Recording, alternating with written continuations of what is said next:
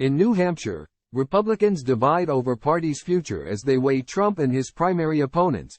CNN Politics Claremont, New Hampshire CNN, Republican Governor Chris Sununu grew animated and agitated when asked whether Donald Trump was on an unstoppable march to the Republican nomination.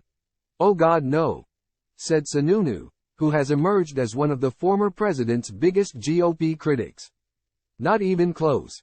Here in New Hampshire, home to the first in the nation primary, one of the biggest questions hanging over the Republican presidential primary race is whether the contest is on the cusp of becoming more of a coronation for Trump than a hard-fought campaign. In the Bob and Crystal Tilton household, it's a bit of both. To catch up to Trump, it's a big climb, said Bob Tilton, a New Hampshire Republican who likes a handful of the GOP contenders, yet loves the former president and would be happy to see him return to the White House. His loyalty to Trump puts him at odds with his wife, a Granite State Republican eager for a change. "I'm not a Trump supporter. I think he's had his time," she said, sipping a bottle of water under the September sun at a Republican picnic. "There was enough controversy over him. It's time to move on."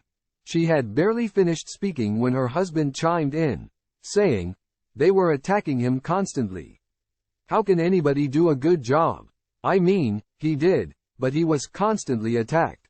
Time equals 400 Ms. Greater than their disagreement brings to life a monumental divide among some Republicans over the party's direction as the summer campaign gives way to a fight for survival among the GOP candidates this fall. Trump continues to run circles around a crowded field, all of whom are struggling to break through.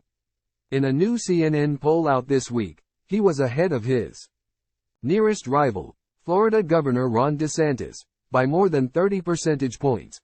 But conversations with Republicans here this week offered a more measured view of the race than national polls suggest.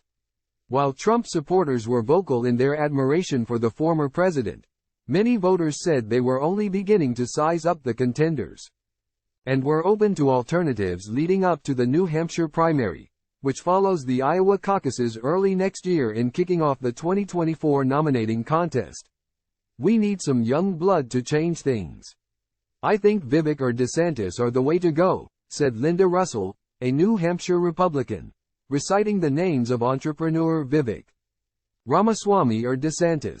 She also named former South Carolina Governor Nikki Haley as a candidate she wants to learn more about after watching the first GOP primary debate in August. Russell said she would support Trump if he won the Republican nomination, but said he was not her first choice. Time equals 400 Ms. Greater than, "I think everything was great when he was here, but there's so much baggage with him," Russell said. "I think people are going to vote for Biden just because they don't like Trump." She is among the Republicans who fear Trump is too divisive to win back the White House, recalling that he fell short to Hillary Clinton in New Hampshire by fewer than 3,000 votes in 2016. 4 years later, Trump again lost here, this time to Joe Biden by nearly 60,000 votes. "That's how Biden got in the last time," Russell said. "We definitely need to get Biden out no matter what it takes." At a town meeting Tuesday night in Claremont, Haley confronted the question of electability to a crowded room of supporters and undecided voters.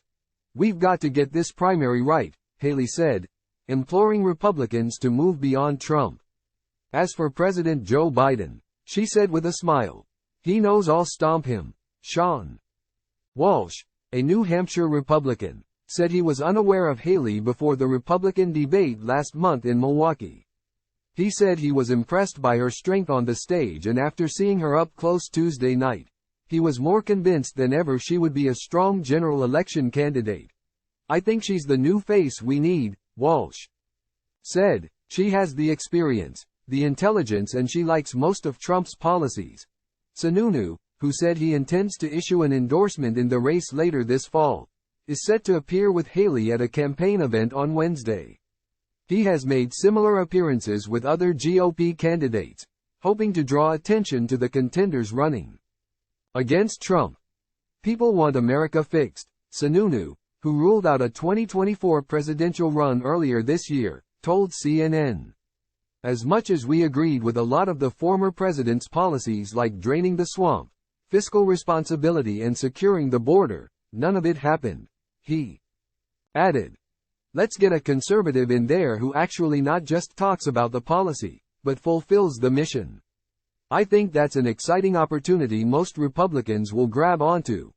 Former Massachusetts Senator Scott Brown, who served as ambassador to New Zealand in the Trump administration, has been hosting meet and greet picnics for Republican candidates. Before he introduced Pence to a crowd on Monday night, Brown struck a different tone than Sununu about the competitive nature of the contest. "You know, I think so," Brown said when asked if the campaign was still a true race. "I think people are looking to see what happens with President Trump. He's got a very large lead, but he's also dealing with some things we've never seen in our history. A potential wildcard in New Hampshire," Brown and Sununu both said, "is the state's large contingent of independent voters who can take part in the Republican primary. In the expected absence of a contested Democratic primary next year, independent voters may weigh in on the Republican side." At the Pence picnic, Larry Rocha introduced himself to the former vice president as one of those independent voters. He left the Republican Party, he said, following the January 6, 2021, attack on the U.S. Capitol. He said he would consider supporting Pence or former New Jersey Governor Chris Christie. Time equals 400 Ms. greater than, I'm just waiting for someone to step up so I can feel comfortable voting for someone, not against someone, Rocha said. A lot of independents I know are watching very carefully.